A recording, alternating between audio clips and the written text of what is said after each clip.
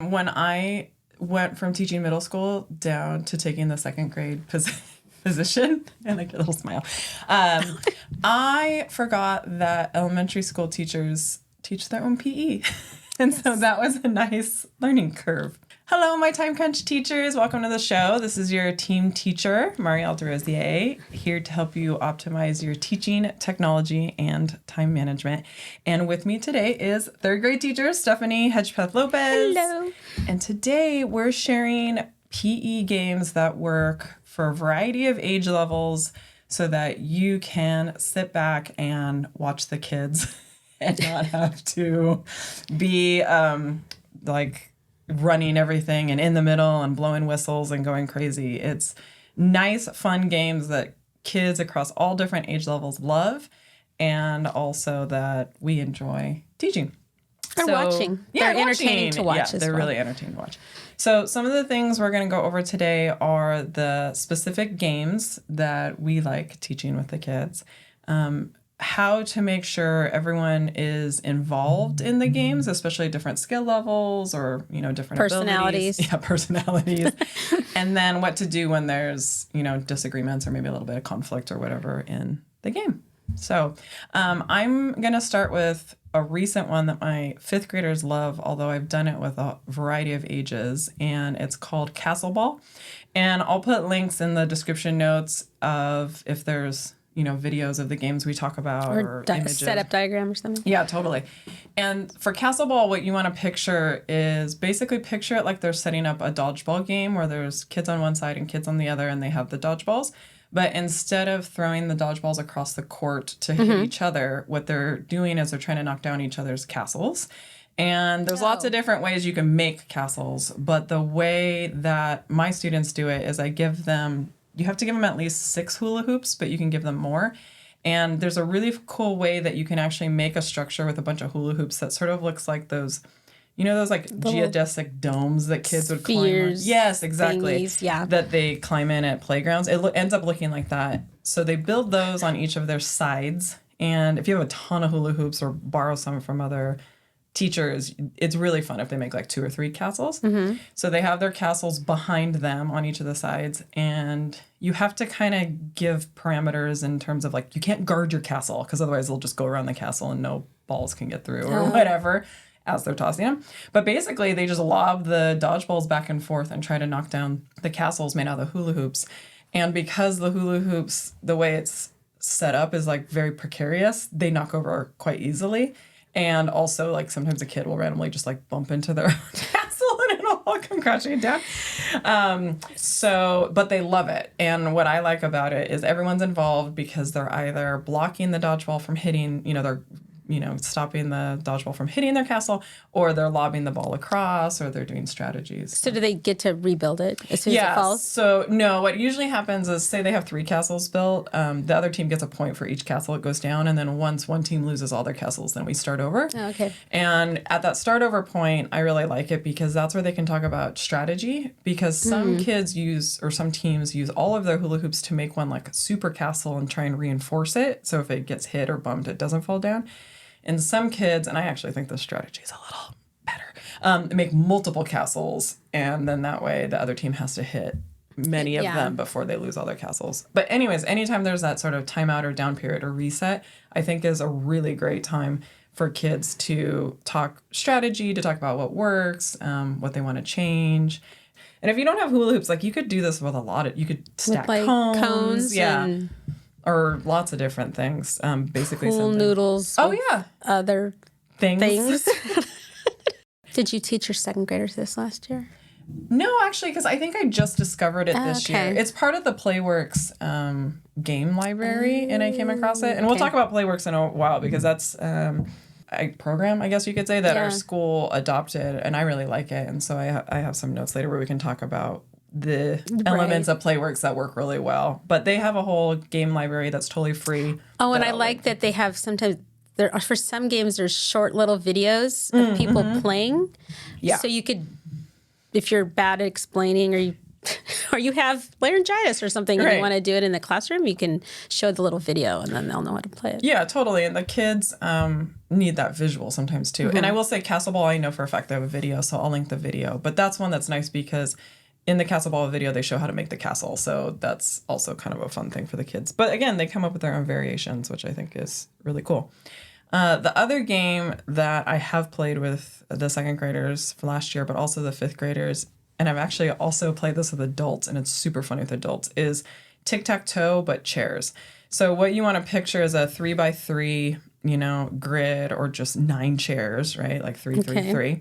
And you can just have 9 kids drag their chairs out from the classrooms. And then you have to divide the class into 2 teams, right? So if you're lucky enough to have the little penny jerseys, it's super helpful to have that visual of the jerseys where, like these kids are the orange team and these kids are like the blue team. Sometimes I do it by like, if they're sitting in groups, like this group and this group against it, then it's a little easier also for them to remember who sits by. Yeah, exactly. So if you don't have jerseys, having it be how they sit already as a group or, whatever, then they already know it's on the team. But basically you have these 9 chairs in the middle. You have 2 lines on opposite side, the blue team and the orange team. And there's lots of different ways you can do this, but the way I found the easiest is if you give each kid on each team a number, all right? So the first kid on each team is number 1, then it goes number 2, number 3, all the way through, like 15. And what you do is you call out 3 numbers. So you're like, okay, number 1, number 5, and number 7. So each 1, 5, and 7 from each team, that blue team and the orange team, run out and they go to sit in those 9 chairs, right? Okay, so there's 6 kids that just ran out, 3 from the blue, 3 from the orange, and they try to sit in the chairs in a way that it makes 3 in a row, like tic-tac-toe. Ah, that's very clever. So if you picture like musical chairs where kids are like jumping on chairs to like get in the right spot, it kind of looks like that. But what's really fun about it is since it's 6 kids, but it's technically 9 spots, you have kids who are constantly shifting because they're trying to get the 3 in a row, but then the other team moves and blocks them. And so I have found either 3 kids ran out and they immediately get 3 in a row just because they're fast and how they set, or it ends up being a really fun kind of long round because one they keep kid moving around. keep moving. If this is very choppy editing, it's because batteries are dying on things and I'm doing my best. Like, what? What just happened? I think I was talking about what I like about it, what's really fun is that they have to have a lot of in the moment strategy. Like you move there. No, you stay there. No, you move. And then the also nice part I like about it is after, you get through 3 in the row, it's like, great, orange team, 1 point. Those kids send back and then you call out 3 new numbers and they run out. So the kids who are waiting have to do an active participation with the listening because they don't know if their number is going to be called out. You can also, with 5th graders, I made it super complicated one time where I was yelling out math problems. Oh, like, yeah, I do that with Steal the Bacon anyway. Exactly. It is a lot like Steal the Bacon. You could, have each kid bring out a whiteboard and they have to write, their spelling word or something like that before they run out. There's like all these different things you can do that make it so that you kind of pre-select which ones run out. If you have a couple minutes for the kids to like move all their desks out of the way, you can actually play this in the classroom. Yeah. If you have an open spot in the middle, just moving the desks out of the way. And so it's a nice rainy day PE game. Could you do it like with spots on the ground instead of chairs as well? Or like even cones, perhaps? Yeah, what I like about the chair is with the right... Sometimes when it spots, kids like slam into each other. Oh, yeah. So, for some reason with the chairs, like you would think they'd shove each other out of the chairs, and like maybe some kids do. My kids this year don't, but they know to kind of like once that kid is seated, not to like try and sit. But I do think there's other ways you could adapt it. And then the last game that the kids at all different levels love is Waspital, like wasp, like bees, but hospital. And it's also called like Band-Aid tag. Band-Aid tag, yeah. And basically you have, let's say, like 2 or 3 taggers, and they're the wasps. And we have a bad wasp problem in our like eating area. So and then there's the whole wasp. There's a wasp, not a bee anyway. Oh, yeah. Yeah. Bad bee. No, it's not a bee. It's not a bee. It's a we wasp. Like bee. We hate Bees wasps. are good. Wasps are evil. So you have 3 kids who are taggers and they're wasps or whatever, and everyone else is running around. And what happens is soon as a kid is tagged, you have that kid who got tagged has to take their hand and put their hand on the spot where they were tagged. So one tag would be like on their arm, so they put their hand on their arm. If they have another, get tagged later, and they're running around with like one arm on the thing, and then they get tagged again, and their other arm has to go where that is.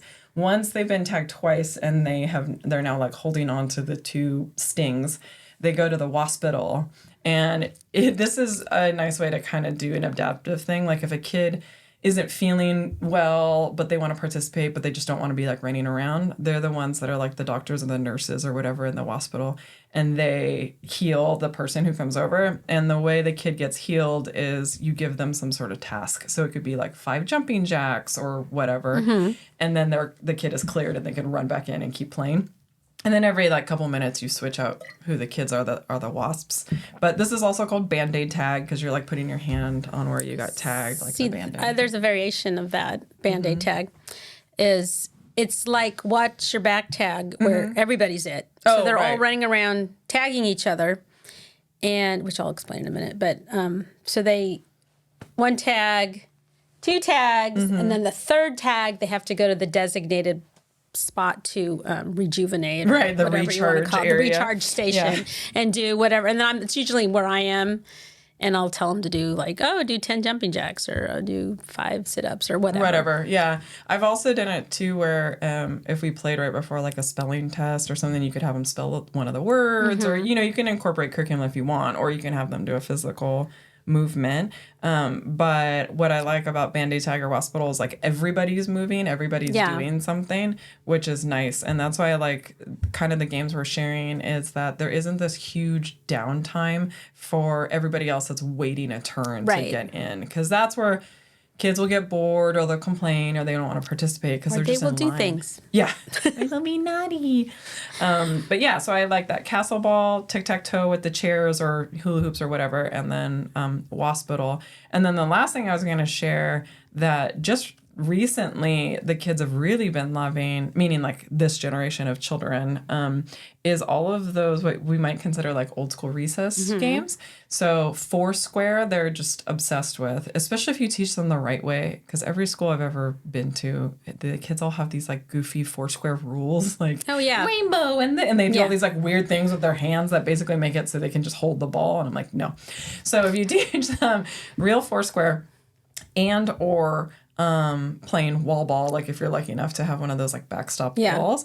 I like wall ball because I like kids playing 2 versus 2 wall ball, and then because we have 4 or 5 courts. There's 4. I think 1. 4. Yeah, because there's 2 walls and so there's 4 courts that kids who want a little more practice can kind of stay in the practice court, and kids who want to be more competitive can kind of move up to the more competitive court. That's always a good idea. But yeah, because like you don't want kids to like feel bad that they're learning, or kids that want to just like play competitively, feel like they're stuck in the I've done that with like soccer. Like, okay, this is going to be the competitive one, and this is the one you just want to have some fun, and they'll self-select. Yeah, totally. And sometimes that makes it a lot easier, and the kids that don't have as many skills, or the ones who really want to play hard, and then it's just nicer. Kind of like separate the competitive element.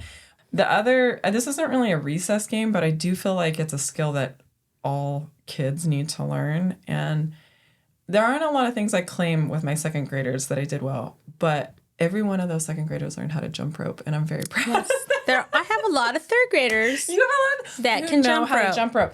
And because one, it is a skill that needs to be explicitly taught. Mm-hmm. Like, I don't think it's necessarily instinctual for kids, or wasn't for me, because I would turn my hands. Yeah, it's definitely a coordination thing, and they just, none of them don't have it. Yes, it's a coordination thing, especially for what I'm picturing right now, which is the single jump rope, like a kid holding the jump rope themselves. Mm-hmm. But there's a really nice progression that you can teach them where you have the super long jump rope with another adult. You need an adult to like be the spinner at the beginning, but where you're not doing the full rotation, you're just kind of... Bluebells. What? They're called bluebells. Oh, bluebells? Oh, now I have like a special name. We used to go bluebells, cockle shells, easy overs. Here comes the teacher with the great big, and that's all I remember. All those songs are coming back, and I will tell you, they are not. They need some updating. Yes, they do. Okay, that's my homework before we go back is to find other playground jump rope games. Thank you. Oh yeah, writing on my notes here. Sorry, I got you way off track. No, I was just saying the progression. So you have the big jump rope that they're just kind of hopping over, like it doesn't go a full rotation over their head. So that's how I teach them level 1, and then level 2 is another adult spinner, or there's some kids that are good with the spinning. I have some kids that's all they want to do is do the jump rope. Their little arms get tired though, doing the big jump rope. The big jump rope, then you do the full rotation where they go around and it's going slow. And then now you have them have their individual jump rope and they do the same bluebells, like you're saying, where it just jumps under their feet back and forth. And then they start doing the progression. But I have found teaching them to swing the jump rope, not 2 hands, but put both handles in one hand, usually their dominant hand, and they're just rotating the jump rope next to them. Like they're not physically jumping over the rope, they're just rotating it. Helps them with the timing.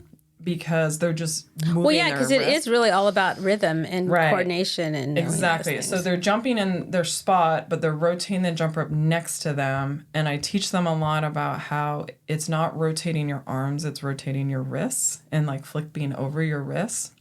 So they do that, and then they put it in both hands, and then they single jump rope themselves. And having the jump rope start behind them and it comes up and over their head and into their, visualization over them. Because weird, instinctually, a lot of kids like to put the jump rope in front of them and then try to jump. And then try and they're not very good at how much slack they need, or they have too much slack, or they don't choose the proper jump rope size. Yes. Yeah, sizing is really important. So the way you size a jump rope is stand in the middle of the jump rope and then pull the handles up towards your shoulders. And the handles should touch your armpits and not go past it and not be too short. And elementary school, you have such a wide variety of sized children that you need a couple different size jump ropes. Plus, I'm a jump rope snob. Those cheapy plastic ones where the handles break or they get kinked are terrible. I was trying to find some of the old fashioned just a rope, but I couldn't find those are actually my favorite, especially if you have the big jump rope. I guess I could just go buy a big giant rope and cut it. True. But the reason why measure all the children. No. Yeah, come here. Here's your own jump rope. The reason why I'm so adamant about teaching jump rope, one, it's just like a fun activity and the kids, enjoy it. But 2, as an adult, working out at the gym. So I go to a CrossFit gym and a lot of the exercises involve a jump rope. And I'm sorry, I shouldn't laugh because I understand that not everybody's been taught how to jump rope, but it is now shocking to me how many adults don't know how to jump rope, and it's definitely not because of physical ability, because these people didn't learn. Yeah, they just didn't learn, and because it's such a highly coordinated skill. So I am not particularly great at CrossFit, but I do feel like I bring this is how you jump rope.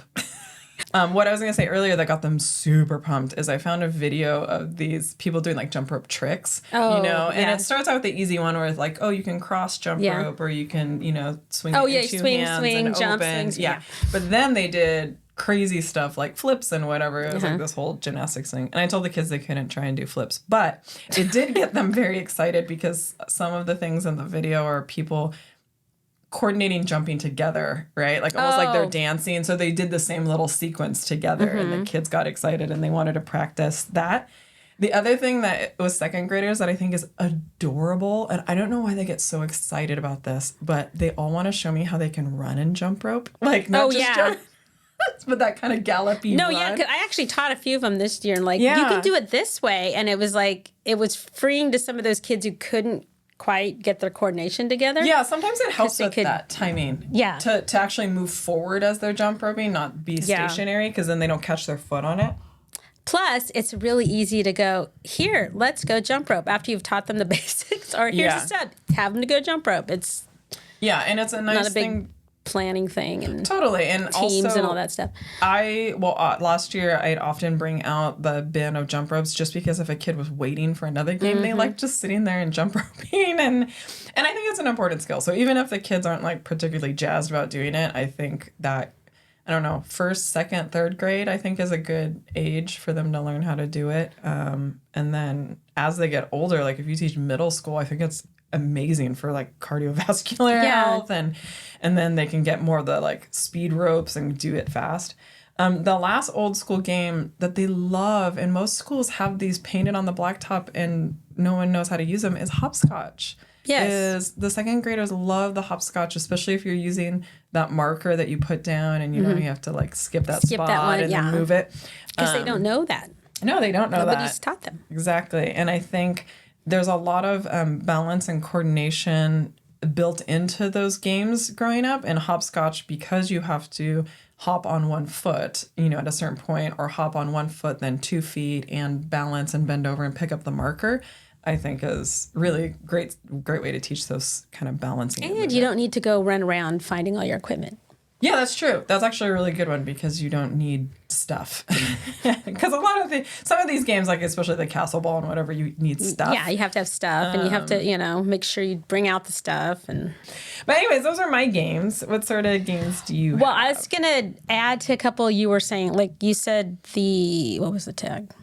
Oh, the Tic-Tac-Toe? Wasp tag. No, the wasp. Oh, Waspital Band-Aid. And I told you about the Band-Aid and that, but the one that they almost always will play is Watch Your Back tag, which is great because everybody's it, because I have the class that always argues that I want to be it. Oh, yeah. So it's great because everybody's it. You have a defined space and they run around tagging. And if you get tagged, you have to sit down or kneel or whatever you want them to do. And then they have to watch that whoever tagged them, when they get tagged, then they're free. Oh, that's awesome. Okay, so the way we can picture this is say we're all playing and I tag Stephanie. So, because everybody's tagging everybody, right? So I tag Stephanie and now Stephanie has to sit down. But then Stephanie has to watch me play because the second somebody else tags me, you get to. And there's usually like one kid that like half the kids are yelling, "Get so and so, get them," you know, so that they can get up. Right, exactly. So say like Sarah tags everybody. And everyone's waiting for Sarah. Every once in a while, some kid will go, "I have no idea who tagged me. I can't remember," and I go, "Okay. Come over here. You can do 10 jumping jacks and go back in." It should be noted that this is not the game to play the first week of school. That maybe no, they need to be a little comfortable with each other because they don't know who, you know. They're like, I think it was that girl. This one's actually super fun too. If I mean, obviously it's easier if it's a smaller group, but it's really funny when it's a large group. Oh yeah, because they have to keep track of. I mean, really, they're only keeping track of one person, but it's still kind of funny and chaotic to watch everybody have to watch everybody. And then my other favorite fallback game is Find Something, which basically I have all the kids line up like against a fence or on a line or wherever, and I go, "Okay, go touch something that's blue," and they have to run around and find something that's blue. I love it. I touch it and they run back, or go find a square and do a dance, or run around the wall ball court, or go up and go down the slide. Like I just choose random things for them to do. And the funniest one ever was I said, "Go touch the fire hydrant." And all the kids, there was one kid, there's a bunch of kids that were like confused and they ran like towards the cafeteria thinking they had to touch the fire alarm.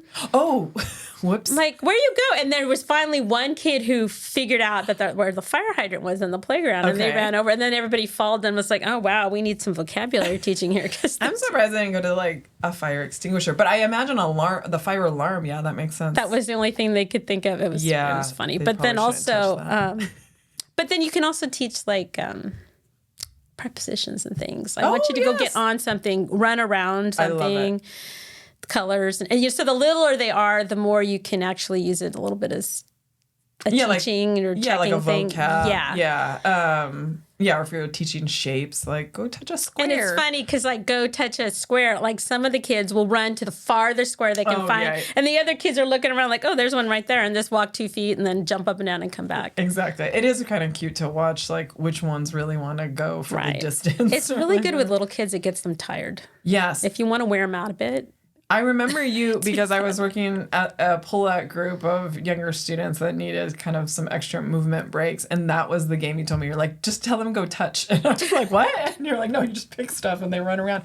And it worked. It worked. I mean, I was shocked, one, how fast they bought into the game. Like they immediately all did it. Okay, sure. And then it's cute because let's say you go touch a circle or whatever, right? And they go to run to the same one, and then they get to the point where they don't want to go all to the same one. So they try to like run around and find different circles, which I think is kind of endearing. It is funny. And then what I always do too is like if another teacher is running by, I'm like, "Go give Miss So-and-so a high five." And then like all these kids are all running towards like that poor teacher that's like just trying to go on their prep and bothering them. But yeah, I think it's perfect. And it's also a really good game if like your energy as the teacher, like your energy's low or you're not feeling well or like whatever, you can just you can just yell stuff out.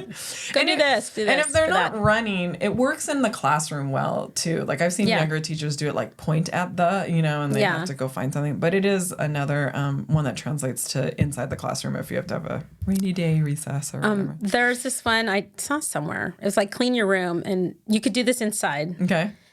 And I have these little foam balls I bought. And, but you could also use wads of paper or whatever, and you have a line, and you have to get your side of the room clean by throwing the stuff to the other side. So, like, you have a court or a classroom or whatever, and you just divide it in half. And you guys have to get your side clean, and you have to get, and the way you get it clean is by throwing it on the other side. I love it, and they're just hucking stuff back and forth. And so that's what was cool about the foam balls, because nobody's going to get hurt. Right. I could see how that would work really well inside a classroom for rainy day recess if you, like, again, you use the scratch paper or something like that, and they're throwing things back and forth. But it also, if you have access to like an actual gym and you just like dump the cart that's full of all the like the ball and the like pool noodles that they're trying to like arrow or spear through or whatever, it would be really funny. And they and so they're just, and then you just set a time limit, like a couple minutes, and then blow the whistle and whatever. And another one you're talking, because I found it recently, it's volcanoes and ice cream cones. You have this one. Your two teams. And one team is Volcanoes, which is your cone this way. And now I must say the cones that are like little discs work much better than the little cones like this. That are like, okay, so this game requires either, think like traffic cones, right? Where you have... like the little ones. Yeah, the little ones. So the volcano is when the traffic cone is upright, and then ice cream cone is when it's flipped over. You could also use objects that are just like two different colors. Yeah. So if you have discs and like one side is black and the other side is white, this works perfectly well too. You just need something that you can basically identify as two sides.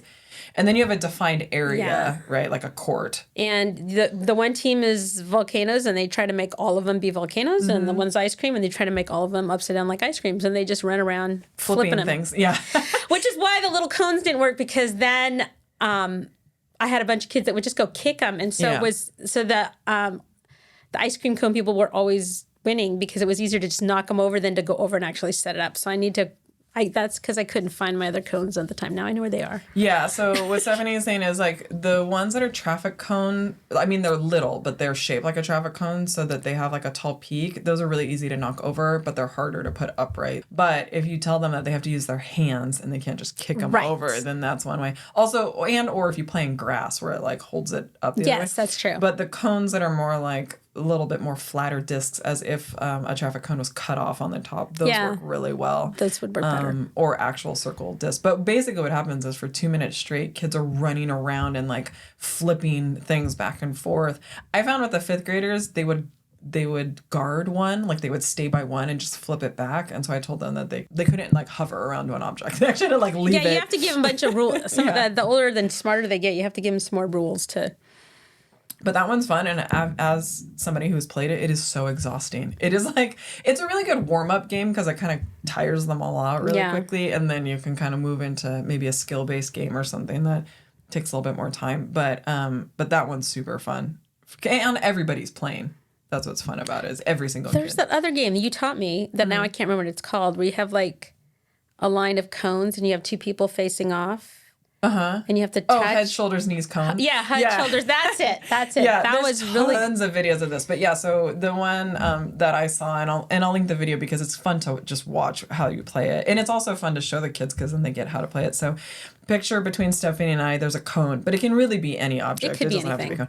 And you face each other, and if you want to make this a little more athletic, I have the kids stand in sort of like a squat stance. And then you have a caller, which is usually the teacher, and they're saying like head, shoulders, knees, or cone. And so it'd be like head, and both people have to touch their head. And it's like knees, shoulders. And so they're touching these different parts.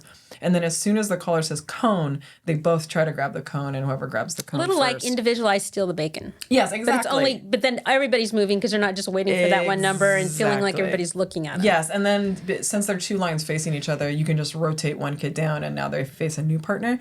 the way I played this in the classroom is a stretch break where I had a bunch of these little cubes, and I'd have the kids, I would just like randomly partner them up, and they would sit on the ground and they would put the cube in between them. And I would say like head, shoulders, knees, whatever cube, and then they would just grab it. Oh, that's good because you'd probably have less bonked heads. Yeah.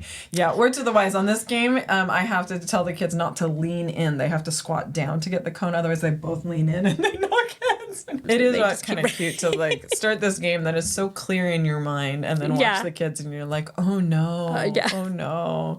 Like I was watching my son, my younger son, in this his little like gymnastics group thing, and the game was really simple, and his coach, the woman who teaches it, is also a teacher, so like she works with kids, she totally knows how to explain things. She explained it perfectly, but basically it was a kind of relay thing where there's a bunch of kids in line, and the first kid had to hit the balloon, run to the end of the line, and the second kid had to hit the balloon and then run to the end of the line. So they're just trying to keep the balloon in the air.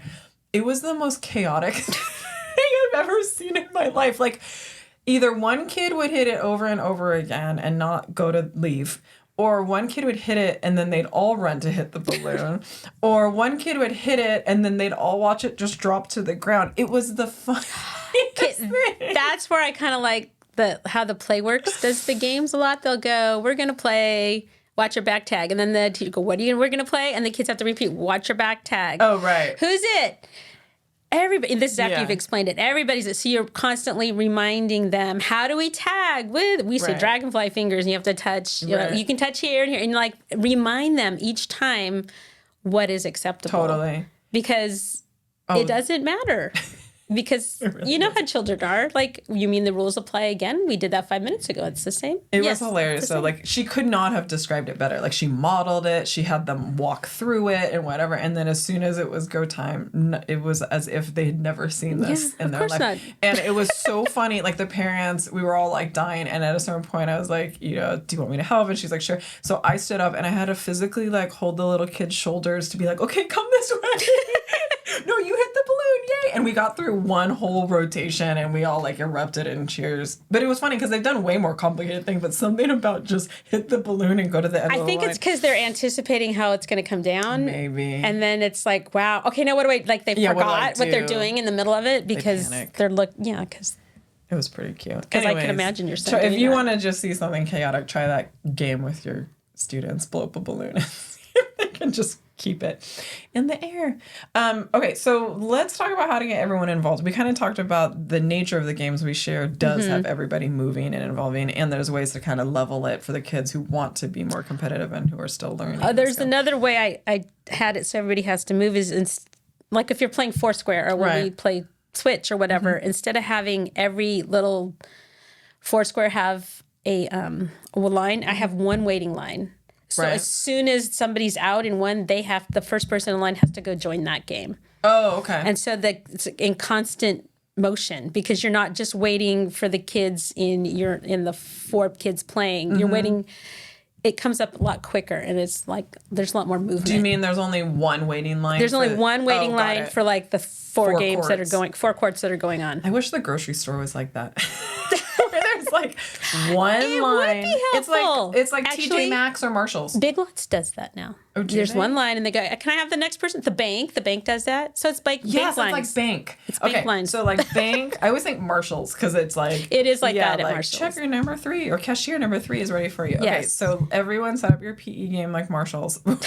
Where all the games are going and there's one waiting line, right? And then they have to run to sometimes that works because it does go faster because sometimes especially Foursquare, some kids are super good at volleying and they'll just wait forever. Yeah, and then they never get. Plus, it also sometimes you have a couple of those kids that the other kids don't necessarily gravitate to play with. Sure. And so that way it mixes them. Everybody gets mixed up. So one of the things I like doing is having the kids do a slow motion practice first. If there is a video of the game, obviously show them the video so they can kind of visualize it. Pause the video, ask questions, let them ask clarifying questions. Let them slow motion practice first where nobody quote like gets out or whatever, or like, you practice. And then I let them practice and then play a round or two, stop the game, and come back as a group to discuss, okay, what was the challenges? What was confusing? What might there be hiccups? And I have to remind myself to do that because I used to just especially if the kids were like, we've played this before, just let them play. And then I would notice, oh no, like 6 kids don't know what's going on, or they don't understand the strategy. This teacher taught it with this rule and Right. this teacher taught it with that rule. That's happened a few times. Exactly. And so having that kind of immediate stop and then, okay, let's regroup, or even as simple if they all know how to play and they play well, you can stop and have the teams discuss strategy or discuss what they want to change. Well, that's another good reason to have them repeat back to you what they're doing. Yeah. The other thing too is I'm really big about this. We were talking about this recently, letting the kids or leading a discussion with the students about consent when it comes to tagging, because I'm really big in my class, like, you don't touch people without consent or permission. And so I don't want them to think that that's just implied when they're playing a tagging game, because like some kids don't want to get tagged. And so we talk about that, and then I let the kids kind of come up with the modification. So if it's a game where they're all running around and getting tagged, sometimes kids who don't want to get tagged will say, okay, I'm going to run with my hand on my shoulder, or I'm going to run with my hand on my head. And so then they know, okay, the tagger isn't going to physically touch them, but they'll come up with some rule like, okay, if you're within this amount of space and say tag, then that means you're out, or whatever. Like, I let the kids kind of come up with it because they come up with way better modifications than I ever would. But I think it's really important to talk about, like, because some kids just don't, and I totally understand, don't want to be touched like during these games. And also what I love about Playworks is they talk about how you basically only tag on the person's like trunk, the shoulders, arms, and back. The back. And I think that's it, right? Yeah, back and arms, which I really like, because then the kids have a visual target and they're not tagging in areas that are like... I have them argue. They touched my hair. Well, your hair is on your back. It was on my jacket. Well, you're wearing your jacket, so you do have to... That doesn't count. They touched my hood. Yeah, You're like, oh my gosh. Yeah, sometimes you have to go into the finer details of tagging. Yes, you do. So in Playworks, they call it tagging with butterfly wings, meaning a soft touch tag and like open hand, kind of fluttering hand, not like like a slap or like a shove hand, which I really like. And especially if they're tagging on the arms or the back. Well, because sometimes somebody's accidentally done that. I'm like, oh, then it doesn't count because you didn't do it softly. Oh, right. Yeah, if they tag too hard, they're out or whatever. Like, it doesn't count. And then I have found that whenever there's an accommodation or modification that's needed for a student or students, having the kids come up with what that would look like is always better than any sort of suggestion I would have came up. Like, for example, I noticed when we were learning wall ball, I posed the question of, okay, what about those of us who are still learning to like two-hand hit or to move in the space? The kids came up with like, okay, well, they can have 2 outs like before they're out, or like 2 missed attempts before they're out. And I noticed the 5th graders were amazing at like self-selecting, like, well, I've been playing for a long time and I really like it. So if I mess up, I'm out on the first one. But if another kid is learning, they can have 2 tries, or they can have whatever. That group too that you I know. I have a really sweet group. They're kind of that way. But in other years too, I've had students who are adaptive athletes, and I noticed the kids would accommodate for them. Like, so for example, if a kid uses a wheelchair or if a kid is on crutches, the other students will change the rules for like when that kid's up for kickball or when that kid's up for their turn, so that they participate. And the kids were fantastic. You know what? A lot of times kids are nicer than we give them credit for. Yeah. Because they're mean, but they're also can be really, really sweet, especially when it's somebody that needs something in order to participate. Totally. And usually, and they'll involve that student in the decision, like, hey, do you want to, use your hands instead of whatever? And it's cool to see. And so I have found that instead of like trying to impose that as the teacher, kind of posing it more like a question and the kids come up with it themselves as a conversation works out great. And then the kids all feel like they're participating instead of me, the teacher, saying like, okay, we're giving the learners 2 extra tries. And then the kids are like, that's not fair. But if they come up with it, they've bought in. Then of course it's fair. Totally. The other thing I love about Playworks is when a kid is like, quote, out or like gets out, the thing you say is good job, nice try, which I think is super cute. And the kids really internalize that. And again, maybe with the older kids, you have to kind of teach them not to say it sarcastically or whatever. But I have found like when you model it, and in all the Playworks videos, the adults who are playing the game always model it really well. So having that, I think, is helpful.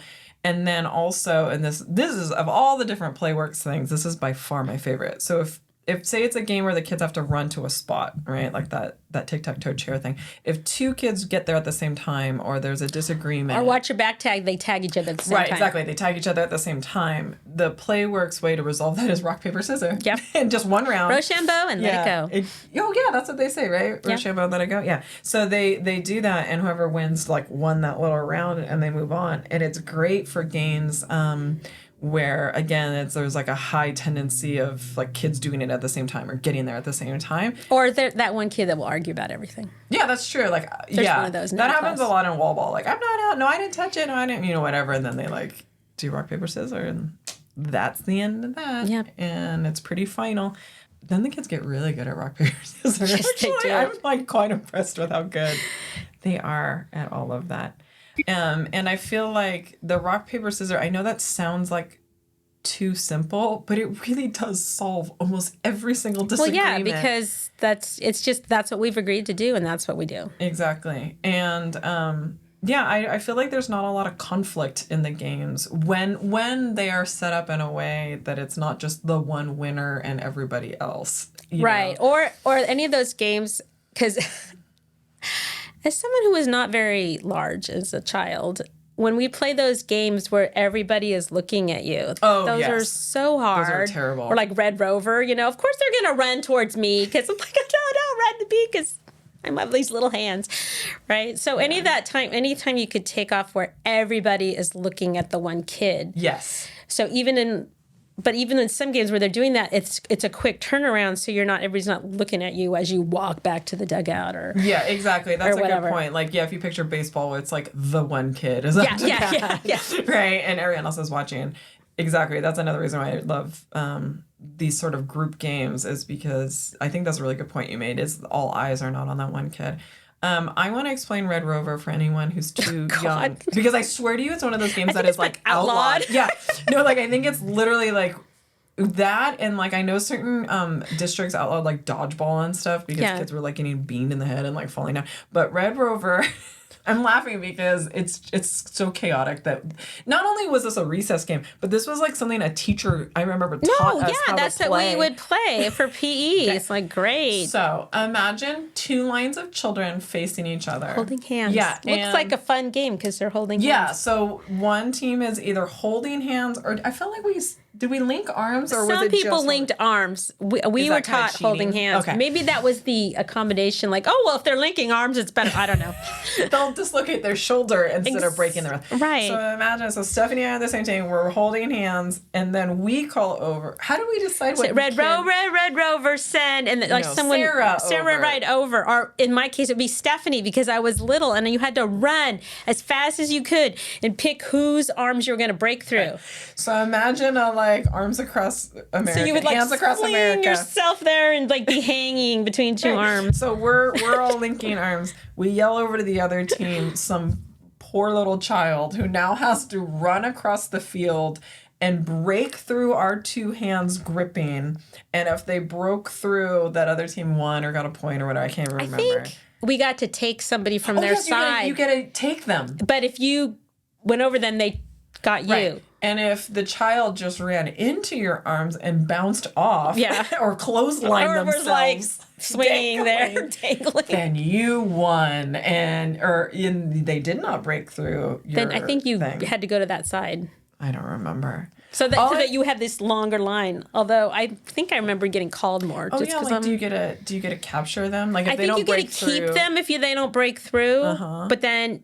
If they do break through, you get to capture somebody. I don't remember. All I remember is... Red Rover, send Stephanie right over. It either led to a ridiculous amount of broken arms and wrists, because you're having children barrel through people holding arms, and or kids just like straight up like pummeling each other and knocking them backwards. Or that kid that, had already hit puberty and then like some other tiny like the grown man running towards you. little. And or I'm sure little ones got like clotheslined and knocked their little noggins back. It was such a popular game though. Like I just remember playing it. So anyways, don't do that. That is not a game. It's not a good game. that you should not do that. Depending on your state or region, you're probably not allowed to anyways.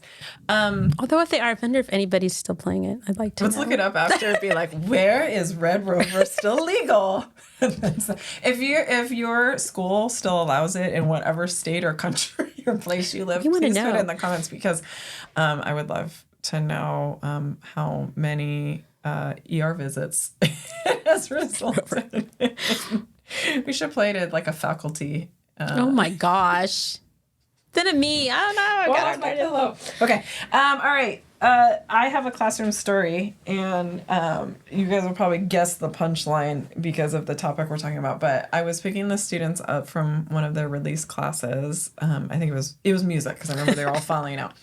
And it's really funny. I feel like I'm the type of person who has like pretty good hearing, especially as a teacher, can like hear background noise. But I have this weird selective hearing if there's a bunch of like background kid chatter. Children's voices. At certain ages, you miss some tones. And they're kind of like marble mouthy, like they're going to talk like this. Okay. I don't actually think I think this kid actually spoke perfectly clear. I just didn't. I misheard him. But they're all coming out and they're all excited because they know we're going to do some activity or whatever, because they're coming out of music. And he says to me, can we, usually when they come out of music class, they're trying to like go to the bathroom or go get a snack or go do something, right? And he goes, he like looks over kind of by the trees and he's like, can we pee outside? And I was like, excuse me? And he's like, what? And I was like, what do you mean what? And he goes, and he kind of looked at me confused, and I go, do you think that's an appropriate question? And he like stares at me and he's like, what? And then I realized, I think I misheard him. I do not think he said, can we pee outside? Turns out what he said is, can we do PE outside? Because it had been raining on and off. And he wanted to know if we could go outside. But his idiot teacher did not hear that. Always on the defense. They're always out to get us. I was like, yeah, he's trying. Okay, and granted, when you teach 5th grade, like, you've had some weird questions. Yeah. Like, they've not asked me if they could pee outside, but they have asked me goofy little things, and so I just kind of expect goofy questions. Clearly, it's my bias. So then when I realized my mistake, and he feels like he's in trouble because I'm like, do you think that's an appropriate question? Can we get PE outside? Do you think that's an appropriate question? I go, I am so sorry. I completely misheard you. Did you say, can we do PE outside? And he's like, yeah, of course. Well, now there's an audience, right? Now the entire 5th grade class is looking at like, what is going on? And I said, I thought you said, can we pee outside? To which point they all erupt in laughter. And he's like, why would I say that? And I looked at him, I'm like, that's why I said that. I was like, he's like, that's not okay to ask. And I'm like, hence my reaction, little man. So that was a big laugh. And so now the kids tease me all the time. And they're like, can we pee outside today? And like, whatever. But clearly it's better to give the kids the benefit of the doubt before you assume if they're... But I am also a mother of boys. And I have been asked that question multiple times. And so I think I was just expecting it. And that was my, that's true. At least he asked. We did do PE outside that day. That's good. Do you have any classroom Mine stories is nowhere near as entertaining as that. But as me completely shaming a child for no reason. It was also me just losing it because one game I used to always play was What Time Is It, Mr. Fox? I love that game. Which involves all the kids in one area being the sheep or whatever, right. And then there's a fox in the middle. It's called Midnight, right, actually. And they go, what time is it, Mr. Fox? And then the fox will say 10 o'clock, and the kids takes 10 steps. 1, 2, 3, 4, 5, 6, 9. What time is it? And they keep going back and forth. It's great for indoor game. I played that inside. Oh, really? Yeah. But you'd have to do tiny steps because my kids like to go as far as they can. Oh, and then we also have to teach, no, you cannot say it's 100 o'clock because it's not time. You should do this during. Yeah, you have to do this during your. Yeah, you do it while you're doing your clock unit, and then when the fox says midnight, they all run after the sheep, and whoever's caught now becomes a fox. Right, it's like a tagging. Yeah, but only the head fox is the one who can actually say the time because you always have someone who wants to take over. Anyway, I tell the kids, okay, we're gonna go out and play midnight. All right, let's go and everything, and we're out there, and I'm like, guys, what? And I realized I hadn't taught them that game. It was last year's class, and they thought I was nuts because they're like, "What do you mean? You guys know how to play this?" And I was going on, and they're like, "No, we don't know how to play." Because I'm so old, I'm just melding everybody together and I've forgotten. totally done that. I feel like I either do the thing where like, no, you guys know how to do this, and they're like, no, you like literally never showed us this game. Or I'm like, guys, I have this brand new game, and it's something I've played like 5 times. Yeah, they're like, what are you talking about, crazy lady? Sorry, this has nothing to do with classroom stories, except for it's a huge shout out to Leanna because she told me about the electric whistle. Have you seen my little whistle? Okay, I'm going to write that down on my notes. Okay, I need that. I'm going to link it. It's one of the few things. I'm usually not like a big Amazon purchase person, but I could not find this in like a real store, so I will. Well, mainly because my whistle's hanging around my neck, and Okay, so normal whistles you put in your mouth and you blow the whistle, and then inevitably some child, when you're not paying attention because it's on your like key lanyard, will touch it or will put it. Or you've leaned over into whatever something. Food. Okay. So she showed me that. It looks ridiculous because they're all huge. They're not little. But imagine like a flashlight and you just press a button and it makes a whistle sound. And I know that sounds super dumb to have, but 1, it never is in anybody's mouth. 2, it has its own lanyard, so I just take it out during PE, so I'm not like wearing a whistle all the time. And then 3, you can actually adjust not only the loudness, so if I'm on the court, it's softer, but if I'm out on the field, I like can crank it up. But it's cool because it has, like a flashlight, it has directionality. So if I want to be like a lifeguard and like that is so cool. Beep beep just that kid, I can aim it. So my next, I'm bored flipping through Amazon purchase. Yeah, exactly. And and some of them you can change what the whistle sounds like, which is kind of fun because I have one that just sounds like a PE whistle, but they have one that sounds like a foghorn, like a or like whatever. Well, that'd be good if you had like a different. Oh yeah, like a game where you have like. Because I have a different whistle. Like when we're done, it's a different sound than totally. And just like a real whistle, you can have it like do like beep beep beep or like whatever versus like one long tone. But I will tell you, as soon as you buy this thing, it will now be your new reward system because the kids will all want to work the whistle.